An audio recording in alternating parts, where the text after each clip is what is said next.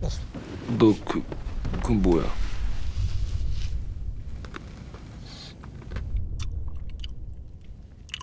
어디서 왔어?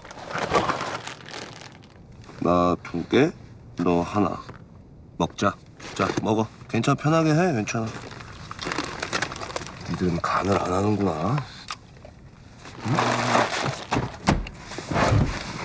절대 여기 문 열어볼 수 없을 거야. 어? 주민 여러분 안녕하세요. 주민센터 센터장입니다. 지난 시간 무너진 터널에 갇힌 정수, 그를 구조하기 위해 투입된 구조대장 대경, 가장 현실적인 재난영화 터널에 숨겨진 디테일과 비하인드 스토리 TMI 2탄입니다. 1탄을 못 보신 분은 오른쪽 링크를 클릭해 보고 오시면 좋을 것 같네요. 그럼 주민 시작합니다. 언제나 줌센의 영상은 영화를 먼저 보고 나서 보시는 걸 추천합니다. 천천히 본인의 공간을 정리하기 시작하는 정수.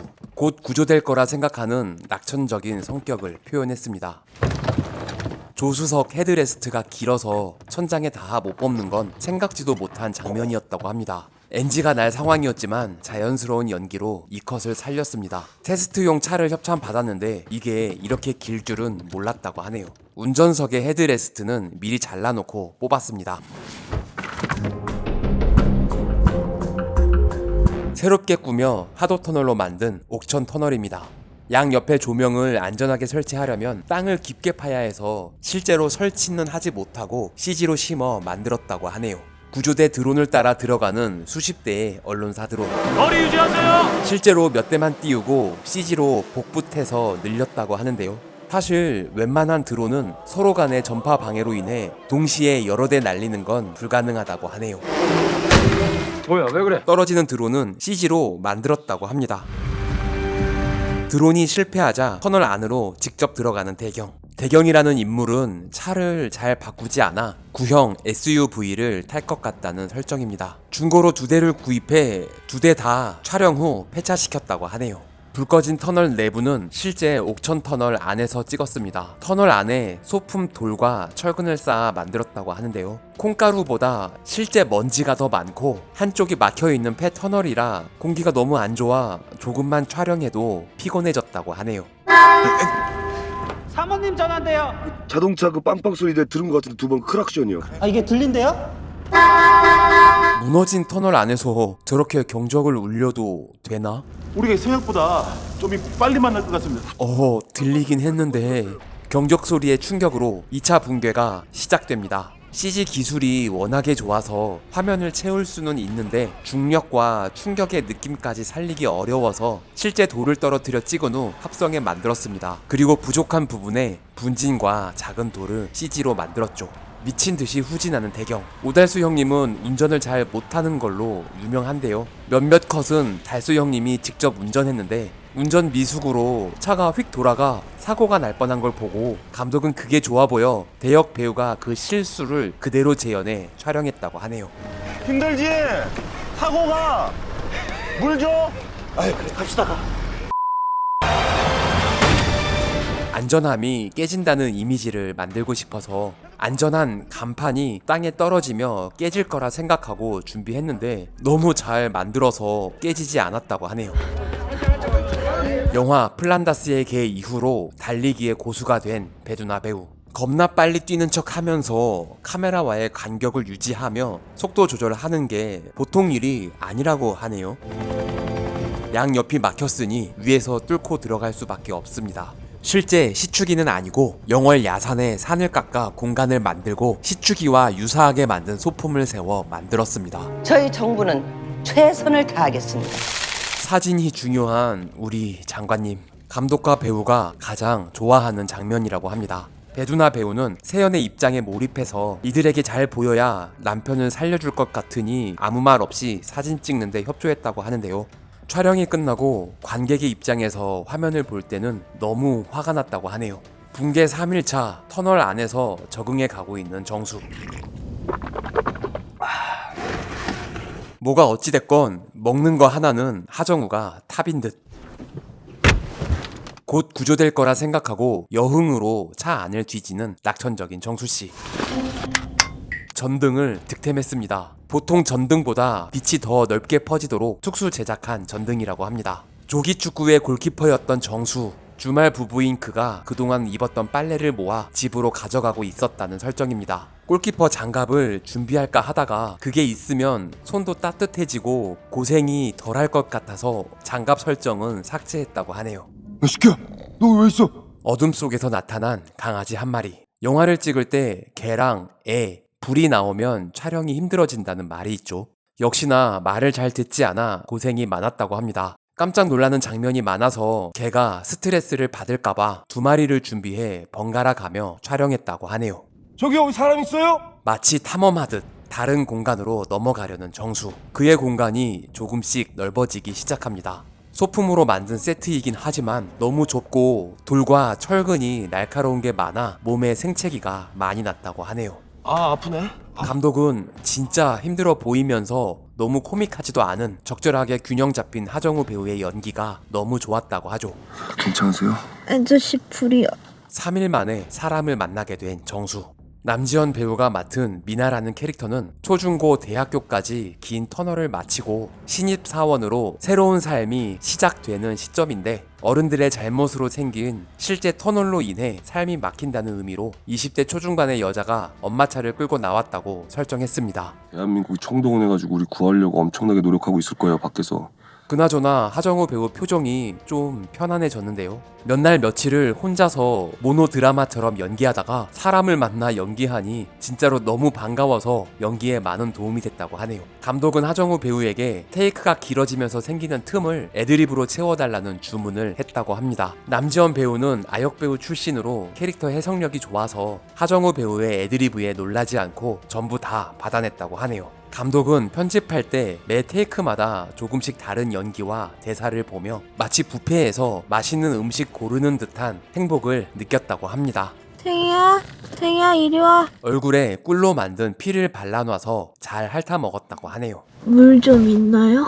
잠깐 현실적인 고민을 하는 정수. 곧 구조될 거라 믿고 선뜻 물을 건넵니다. 갑자기 마시면 안 좋을 수 있으니까. 많이 먹지 않게 하려는 현실적인 리액션. 됐다. 착하다. 이런 대사가 전부 하정우 배우의 애드리브라고 하죠. 무셔가지고 이거 좀 닦아드릴게요. 이 양말은 빨래가 아닌 깨끗한 양말이라는 설정입니다. 아까 워셔액 묻혀 청소하던 양말인 줄 알고 웃는 관객도 많았다고 하는데요. 감독은 생각지도 못한 장면에 관객이 웃어서 당황했다고 하네요. 인간의 존엄을 잃지 않는 이정수 씨. 밖에 있지만 안에 있는 사람처럼 초췌한 세연. 남편을 걱정하는 아내의 마음이 느껴지도록 좀 더 추워 보이게 의상을 설정했다고 합니다.